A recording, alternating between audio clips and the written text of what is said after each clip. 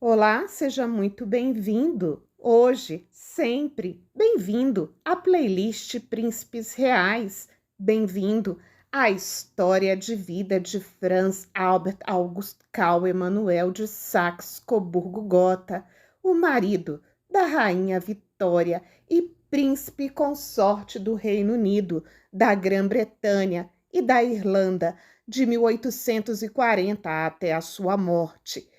Não se esqueça de registrar seu apoio ao canal por meio do passo a passo que está na sua tela. É super rápido e simples e você nos ajuda muito. É muito importante e significativo para nós. Você também colabora se tornando um membro do canal. Venha para o nosso grupo exclusivo, usufruir de conteúdos fechados, feitos exclusivamente para os membros. Vamos à nossa biografia de hoje. Albert nasceu em 26 de agosto de 1819, perto de Coburgo, Confederação Germânica, sendo o segundo filho de Ernest III, duque de Saxe-Coburgo-Seifeld e da princesa Luísa de Saxe-Coburgo-Altenburgo. Foi batizado na Igreja Luterana Evangélica com água retirada do rio Itz. Seu pai tornou-se o Duque de Saxe-Coburgo-Gotha. Ele tinha nascido no Ducado Alemão de Saxe-Coburgo-Seifeld, em uma casa soberana ligada a várias casas reinantes europeias. Albert e seu irmão mais velho, Ernest, passaram a sua criação em uma relação muito próxima, marcada pelo turbulento casamento de seus pais e posterior separação e divórcio. Em 1824, quando ele tinha apenas 5 anos, a sua mãe foi exilada da corte e então casou-se com seu amante. Ela nunca mais viu os filhos e morreu aos 30 anos, em 1831. Os irmãos foram educados particularmente por um tutor e depois estudaram na cidade de Bruxelas, na Bélgica. Albert estudou na Universidade de Bonn. Estudou direito, economia política, filosofia e história da arte. Ele tocava música e era bom esportista, especialmente em esgrima e equitação. Por volta de 1836, a ideia de casar Albert com sua prima, a princesa Vitória de Kent, cresceu na mente do seu tio, o rei Leopold I da Bélgica. Na época, Vitória era a herdeira presuntiva do trono britânico. O rei dos belgas fez a duquesa, mãe de Vitória, convidar o duque de Saxe-Coburgo-Gotha e seus 2 filhos para visitá-las em maio de 1836, com a intenção deles conhecerem a princesa. Os dois se conheceram quando ela tinha 17 anos nessa visita. Naquela ocasião, Vitória havia achado o primo de primeiro grau extremamente bonito e disse que o charme de sua fisionomia e sua expressão eram muito agradáveis, cheios de bondade e doçura, e também muito sábio e inteligente.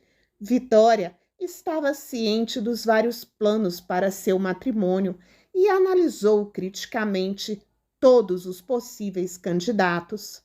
No seu diário, Vitória escreveu que, abre aspas, ele tem todas as qualidades que seriam desejáveis para me deixar perfeitamente feliz, fecha aspas. Apesar de nenhum dos lados terem assumido um compromisso formal, as duas famílias presumiram que a união com o tempo aconteceria.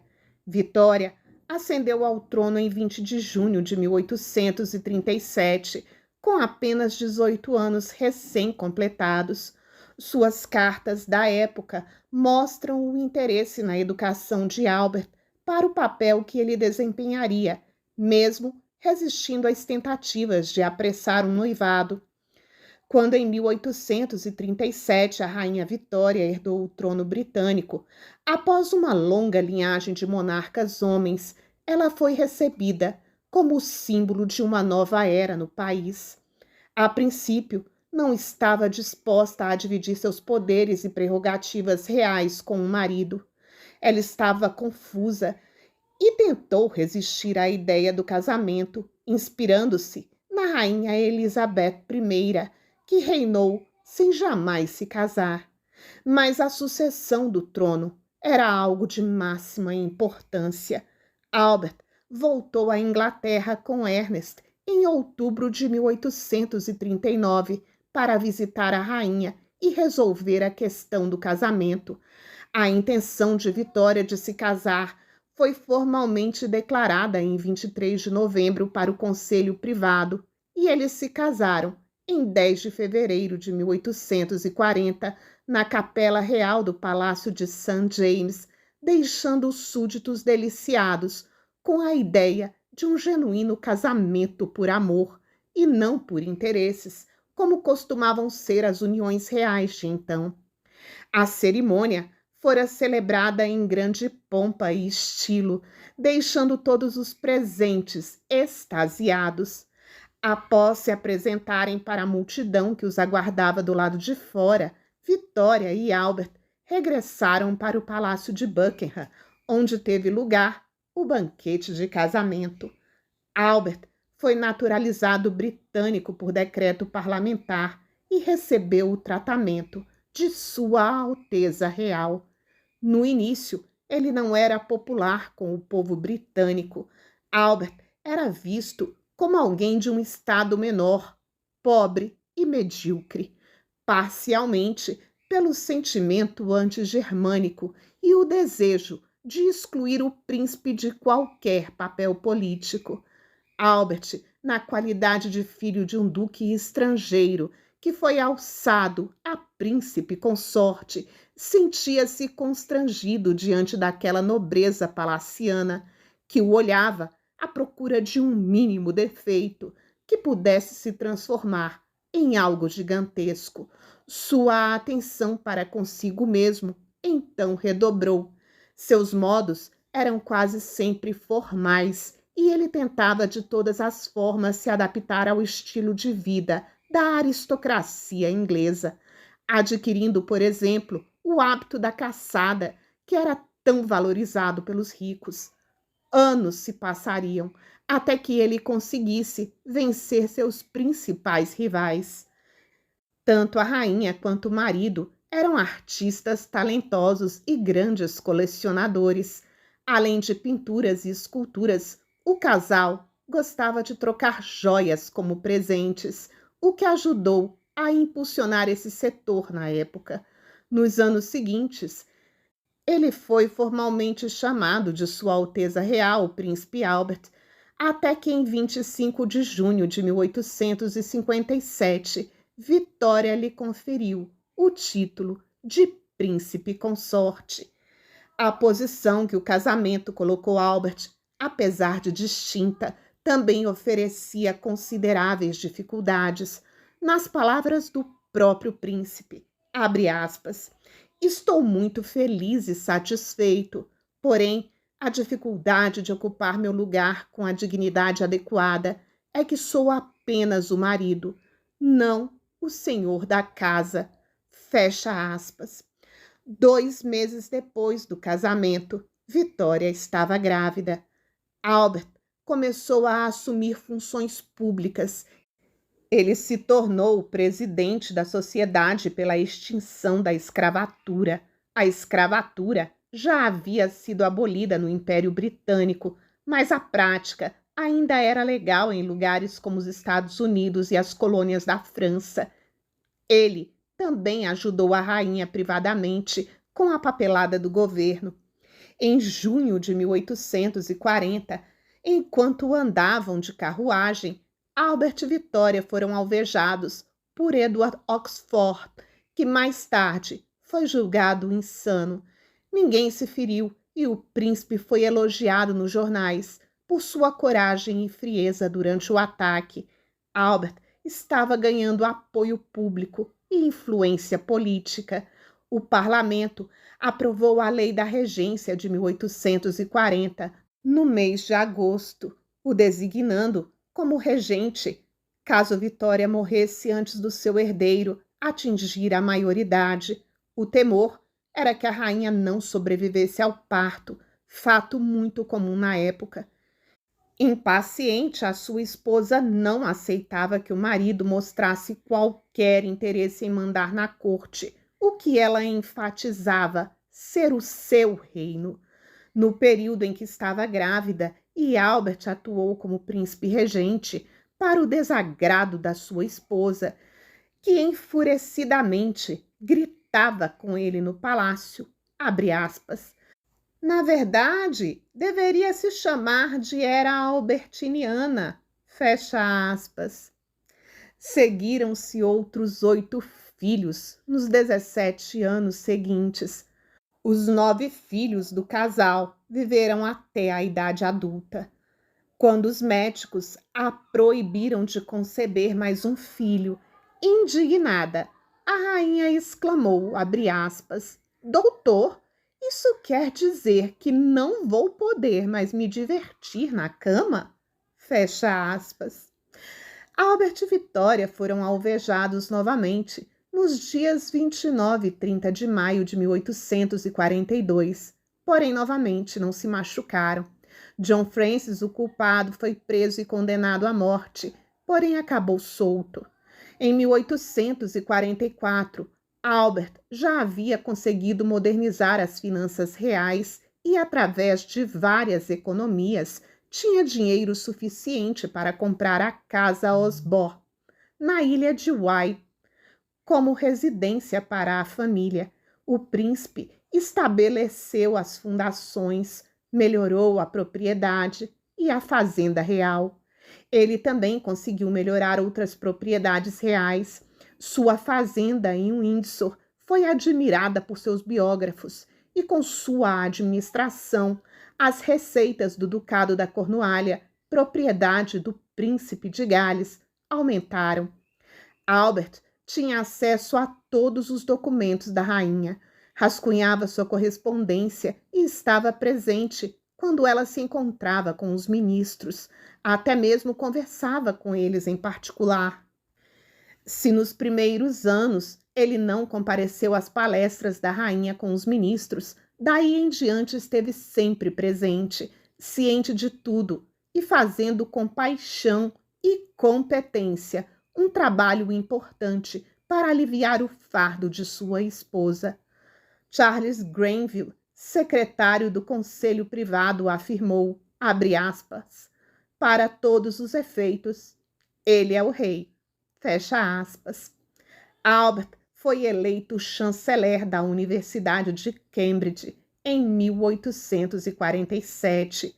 O príncipe usou seu cargo para fazer campanha a favor de um programa de estudos universitários reformado e moderno, expandindo as matérias ensinadas para além da matemática tradicional e os clássicos, a fim de incluir história moderna e ciências naturais. Colecionadores de arte, como a rainha e seu marido, foram fundamentais para garantir o patrimônio artístico da Grã-Bretanha, e seu amor pelas artes ajudou a transformar o país. Revoluções espalharam-se pela Europa em 1848, resultado de uma grande crise econômica. O príncipe estava preocupado com muitos dos seus parentes nobres, vários dos quais foram depostos. Apesar de esporádicos protestos na Inglaterra, não houve nenhuma ação revolucionária e Albert ganhou aclamação pública ao mostrar visões paternalistas, bem intencionadas e filantrópicas, em um discurso para a sociedade pela melhora das condições das classes trabalhadoras, no qual era presidente. Ele expressou sua profunda, abre aspas, simpatia e interesse pela classe de nossa comunidade, que tem a maior parte do trabalho árduo e o menor número dos prazeres deste mundo. Fecha aspas. Para ele também era dever daqueles que, sob a divina providência, desfrutam de posição, riqueza e educação, ajudar os menos afortunados que eles. Albert, um homem de ideias progressistas e relativamente liberais, além de liderar reformas no bem-estar, nas finanças reais, escravidão e na educação universitária, tinha um interesse especial em aplicar ciência e arte na indústria manufatureira. Em 1852, Albert conseguiu comprar Balmoral através de uma oportuna herança que recebera. No mesmo ano, o príncipe foi nomeado para vários cargos que ficaram vacantes após a morte do Duque de Wellington. Sem o Duque, Albert conseguiu propor e fazer campanha pela modernização do exército, que estava muito ultrapassado. Ele promovia várias instituições educacionais públicas, falava da necessidade de uma melhor educação, principalmente em reuniões associadas. Uma coleção de seus discursos foi publicada em 1857. Era conhecido por ser um apoiador da educação e do progresso tecnológico. Era chamado para falar em encontros científicos. Em paralelo, continuou a se dedicar à educação da família e à administração da criadagem. Criou um intenso programa educacional para os seus próprios filhos. Roger Fulford, biógrafo de Albert, escreveu que as relações dentro da família eram amistosas, afetuosas e normais. Não havendo evidências nos arquivos reais ou em outras autoridades escritas que justificam a crença que a relação do príncipe e seu filho mais velho não era profundamente carinhosa. Albert teve sérias dores de estômago em agosto de 1859. Ele contou ao seu irmão e à sua filha mais velha que sentia que seu fim estava próximo. A duquesa de Kent, mãe de Vitória e tia e sogra de Albert, morreu em 1861 e a rainha ficou muito aflita. O príncipe assumiu várias funções da esposa, apesar dele mesmo estar doente com problemas crônicos no estômago. O último evento público que ele presidiu foi a abertura dos Reais Jardins Horticulturais em 5 de junho de 1861. Albert tomou conhecimento de rumores sobre um caso do príncipe de Gales, o herdeiro do trono, o nosso famoso Bert, Connelly Clifford. O príncipe e a rainha ficaram horrorizados pela indiscrição do filho e passaram a temer chantagens, um escândalo ou uma gravidez. Ele viajou para Cambridge em 25 de novembro para falar com o príncipe de Gales e discutir o caso, mesmo estando doente e fraco. Albert sofreu de dores nas costas e pernas durante suas últimas semanas e sua situação clínica fora agravada pelo estresse que estava sofrendo. A rainha Vitória atribuiria a sua morte mais tarde a essa viagem e jamais perdoaria o filho mais velho, culpando-o pela perda do pai. Em 9 de dezembro, William Cherner, um dos médicos do príncipe, o diagnosticou com febre tifoide. Abre aspas. Eu não deveria lutar pela vida. Não tenho tenacidade para a vida. Fecha aspas. Revelou o príncipe consorte em um de seus pensamentos mais fatalistas, expressados constantemente nos meses de 1861. Durante sua última semana de vida, uma série de relatórios contraditórios sobre a condição física do príncipe veio à tona, gerando queixas no British Medical Journal e um pedido de inquérito formal sobre a causa da doença. O príncipe Albert morreu às 22h50 do dia 14 de dezembro de 1861, aos 42 anos de idade no quarto azul do castelo de Windsor. Ao seu lado estavam a rainha e 5 dos seus 9 filhos. O diagnóstico na época foi febre tifoide, porém escritores modernos salientam que Albert já estava doente 2 anos antes de morrer, o que pode indicar uma doença crônica, como doença de Crohn, insuficiência renal ou até mesmo câncer, como a causa da morte. A dor de Vitória foi enorme e os sentimentos que o público anteriormente havia sentido por Albert foram substituídos por simpatia. A rainha usou preto em luto pelo resto da sua vida e os quartos de Albert em todas as suas casas foram mantidos do jeito que estavam, até mesmo com água quente sendo trazida todas as manhãs e toalhas de linho sendo substituídas diariamente. Biografias publicadas após a sua morte eram ricas em elogios. Biógrafos recentes mostram Albert como uma figura em um romance trágico que morreu jovem e foi chorado por sua amada durante uma vida inteira. Com a morte da rainha, 39 anos depois, seu filho subiu ao trono com o nome de Edward VII. Esse foi o primeiro monarca da Casa de Saxe-Coburgo-Gotha, que ainda reina sobre o Reino Unido hoje, com o nome de Casa de Windsor. Ele é o único consorte britânico a ter sido oficialmente intitulado Príncipe Consorte. Príncipe Consorte é aqui um título de nobreza do Reino Unido e não um título de cortesia, para além de ser só o marido da Rainha Vitória e genitor de importantes príncipes e princesas de casas reais de toda a Europa. Ele provou ter seu valor, competência administrativa, um importante traquejo social e familiar. Por aqui eu te conto a história e você me conta as conclusões do nosso vídeo. Te aguardo nos comentários para trocarmos ideias, sugestões e informações. Até lá!